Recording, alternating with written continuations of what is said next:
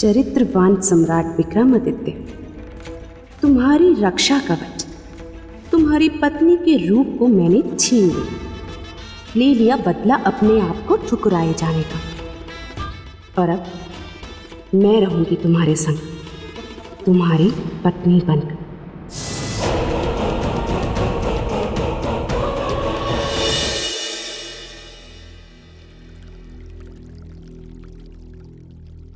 बेताल, चौंक गए ना राजन। देवी, आगे की कथा मैं सुनाता हूं। तो राजन, अब देखना यह है कि कैसे महाचतुर चिड़िया प्रियंवदा, जो रानी चित्रलेखा बन चुकी है, अपनी अगली चाल चलती है, और कैसे बेचारी गाय जैसी सीधी सादी महारानी, जो विश्वास में आकर अपना रूप प्रियंवदा को दे चुकी है, और मुसीबतों में घिरती चली जाती है। लाइए देवी, अब हमारा रूप हमें लौटा दीजिए।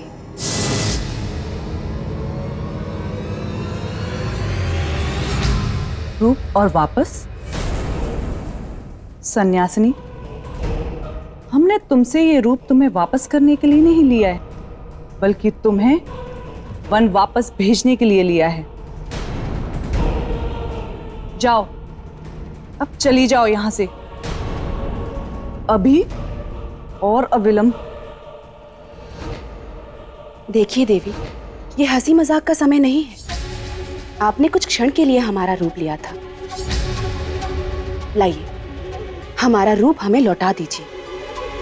महारानी, ये मजाक नहीं है, बल्कि सच है, एक कड़वा सच, कि अब आप महारानी नहीं रही, बल्कि एक सन्यासिनी हैं, और हम महारानी चित्रलेखा, जिसका अधिकार सम्राट से लेकर सम्राट के राजपाट तक पर है। ये आप क्या कह रही हैं देवी? या तो आप बहरी हैं, या फिर आप प्रेम की भाषा नहीं समझती। यदि आप अपना भला चाहती हैं, तो इसी वक्त राजमहल से चले जाइए, अन्यथा हमारा शरीर हमें लौटा दीजिए देवी, अन्यथा हम सैनिकों को बुलाएंगे। छल की बिसात हमने बिछाई, अब प्रपंच के प्यादे आप चल रही हैं। विरामहेर जी, विरामहेर जी, विरामहेर जी,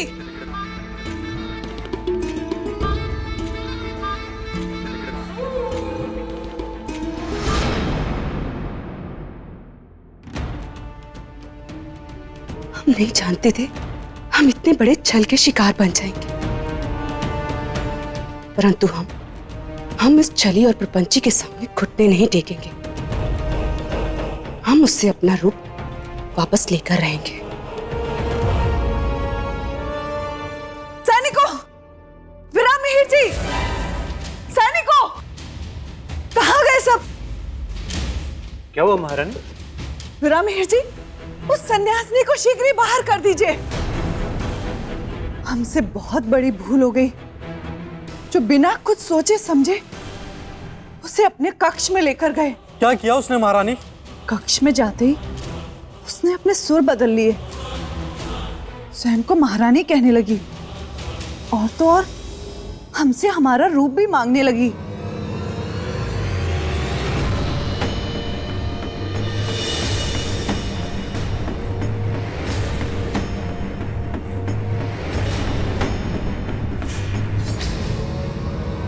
हमें हमारा रूप वापस दे घातिनी,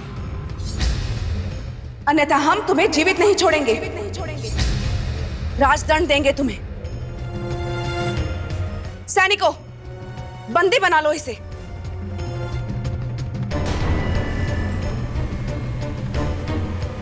ये तुम्हारी महारानी नहीं, हमारे वेश में एक बहरूपिया है। बस देवी, बस, अब और नहीं। अच्छा होगा आप अभी इसी समय यहां से चली जाएं। आचार्य वीरामिहिर जी, आप हम ही जाने के लिए कह रहे हैं अपनी महारानी को? आपने भी हमें नहीं पहचाना ना? पहचान तो आपको मैं उसी समय गया था, जब आपको राजमहल के द्वार पर मैंने देखा था। आप कोई सन्यासिनी नहीं, एक छलिया है, एक घातिनी है। ये सत्य नहीं है आचार्य, आप धोखा खा रहे हैं। हम आपकी महारानी हैं, महारानी चित्रलेखा। इससे पहले कि महारानी से छल करने का अपराध में आपको कारावास में डाल दिया जाए, आप यहां से चली जाएं।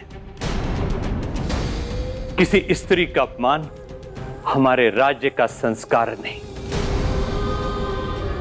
हमें बाध्य मत कीजिए संस्कार की लकीर को लांघने पर।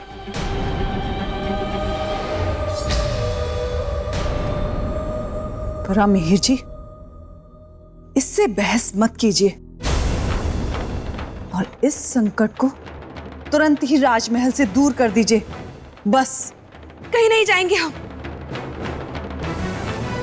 जब तक सम्राट वापस नहीं आ जाते, हम कहीं नहीं जाएंगे,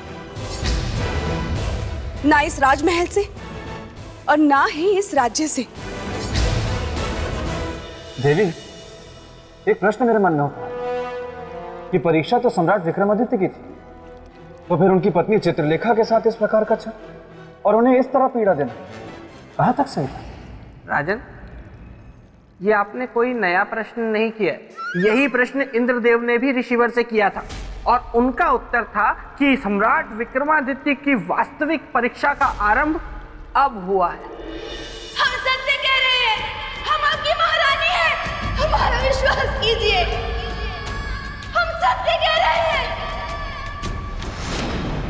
चरित्रवान विक्रमादित्य, पतन हो गया तुम्हारे चरित्र का, क्योंकि अब तुम्हारी पत्नी चित्रलेखा नहीं, प्रियंवदा है। अब देखती हूँ कि कैसे करते हो अपने चरित्र की रक्षा।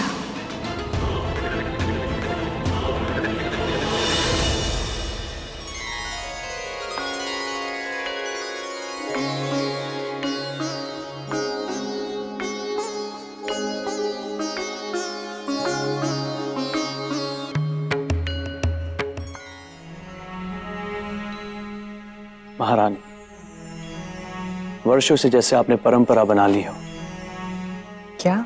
हम जब भी कहीं से लौट कर आते हैं, आप आरती उतारना नहीं भूलती। कैसे भूल सकते हैं? आप हमारे सुहाग जो हैं। और ना ही हमारे पूछने पर आपका उत्तर बदलता है।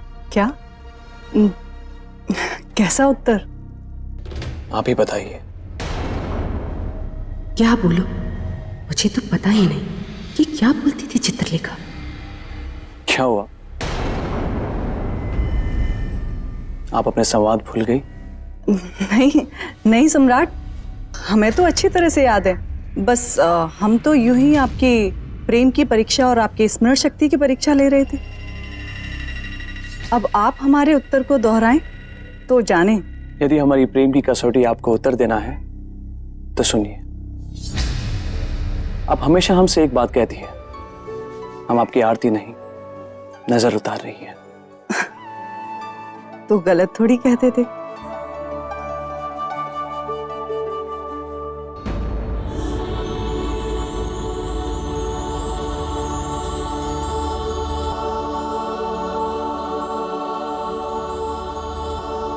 अब चलिए। महारानी,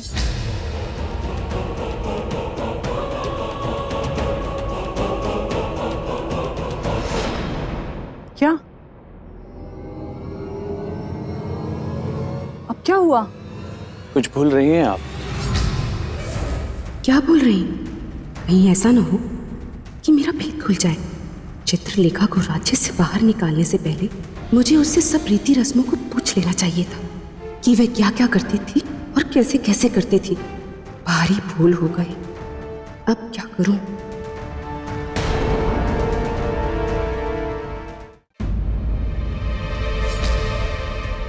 क्या सोच रही हो?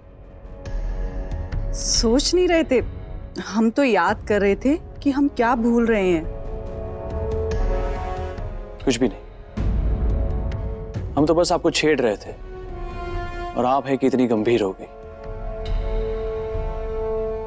चले? फिर दोबारा ऐसा मजाक मत कीजिएगा। आपके इस मजाक ने तो हमारे प्राण ही सुखा दिए। अच्छा, अब चलिए।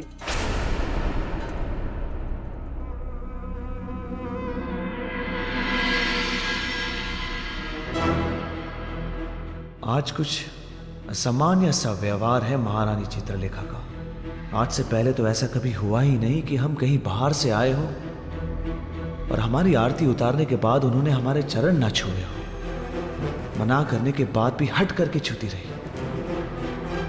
किंतु आज तो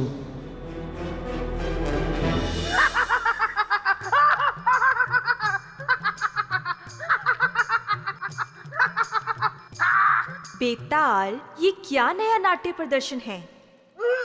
नाट्य प्रदर्शन नहीं है देवी, ये तो खुशी से मेरी छाती फूल गई है, मेरा सीना चौड़ा हो गया है, क्योंकि मेरे मित्र विक्रमादित्य पर मुझे गर्व है। बताइए राजन, अगर मेरे मित्र की जगह आप होते तो क्या आप पता लगा पाते कि कुछ गड़बड़ है?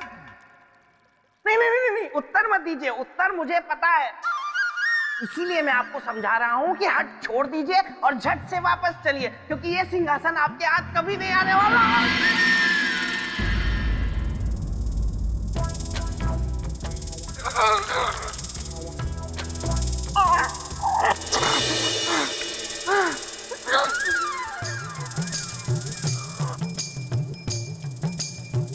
लगता है प्रेतलोक में सौंदर्य लेखा आ गई है और अपनी बुआ की दी हुई खेचन शक्ति का प्रयोग कर लिया है उसने।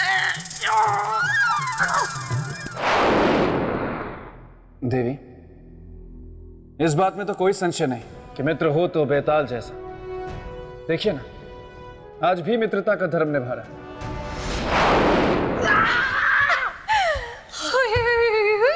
ये क्या तरीका है बेतालनी?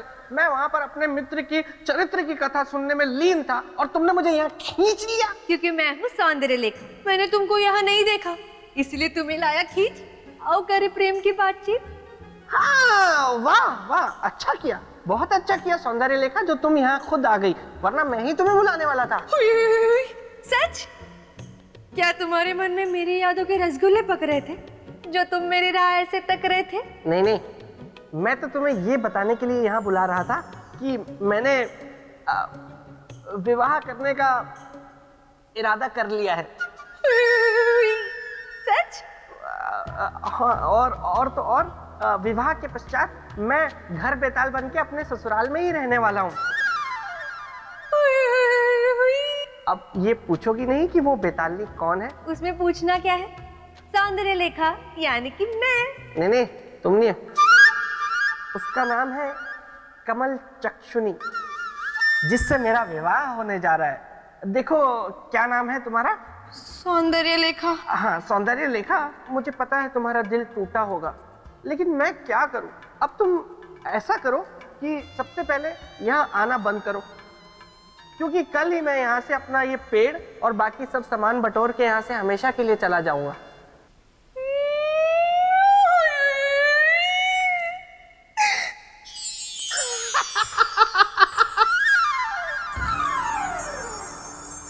देवी, सम्राट विक्रमादित्य के मन में संशय तो आ गया था, किंतु उसके बाद उन्होंने क्या किया?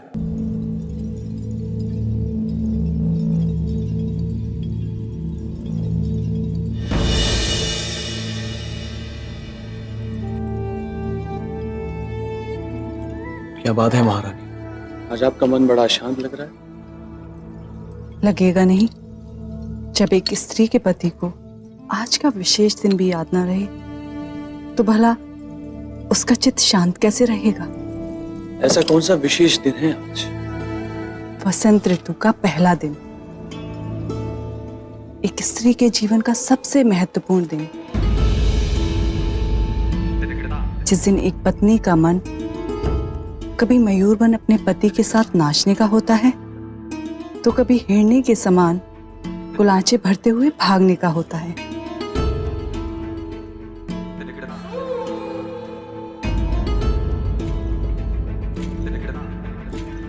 और एक आप हैं।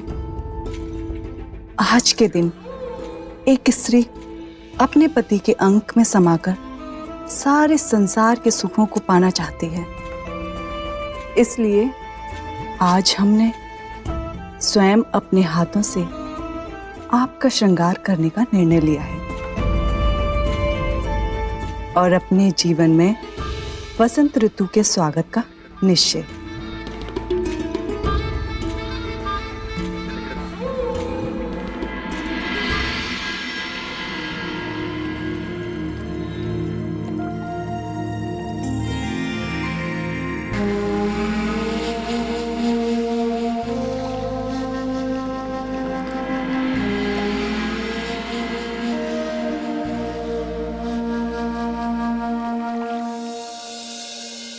मैं अपने उद्देश्य में सफल हो गई विक्रमादित्य।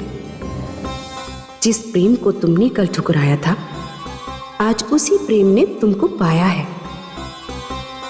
अब जीते रहोगे अपनी चित्रलेखा के भ्रम में, और जिस दिन भ्रम टूटेगा तुम चरित्र के पर्वत की ऊंचाई से बहुत नीचे गहरी खाई में गिर चुके होंगे। यह है एक सुंदर स्त्री के प्रेम निवेदन को ठुकराने का बदला।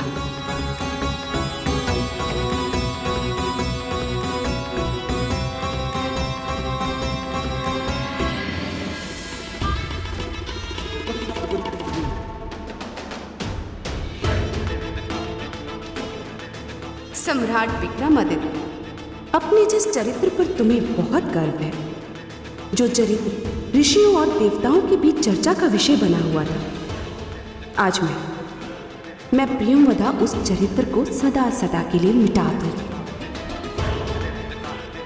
आज मैं ये सिद्ध कर दूंगी कि रूप की धारा में सबके चरित्र बह जाते हैं।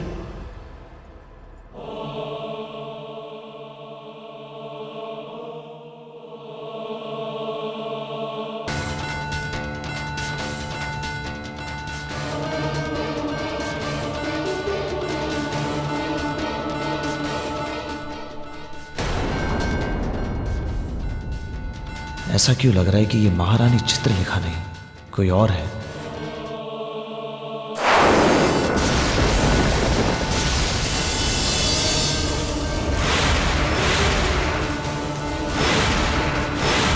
कौन है आप? आपकी पत्नी चित्रलेखा सम्राट। नहीं, झूठ बोल रही हैं आप हमारी पत्नी नहीं है। बताइए हमें, कौन है आप?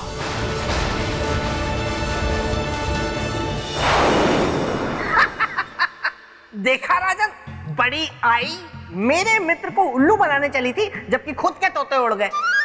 शांत रहिए बेताल। तो राजन, क्या किसी मनुष्य के चरित्र में इतनी शक्ति होती है कि वो एक स्त्री के रूप के सामने अड़िग रहे?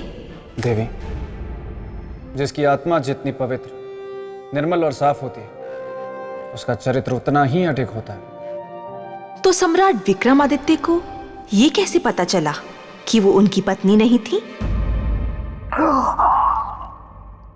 बहुत ही खतरनाक प्रश्न है ये, लेकिन मैं विक्रमादित्य का मित्र हूं, इसीलिए मुझे पता है। आप कहिए कि उसकी पत्नी केवड़े का इत्र लगाती थी। किसका?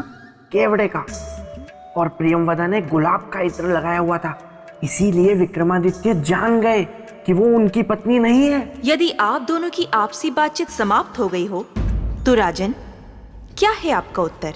हाँ हाँ, जरूर।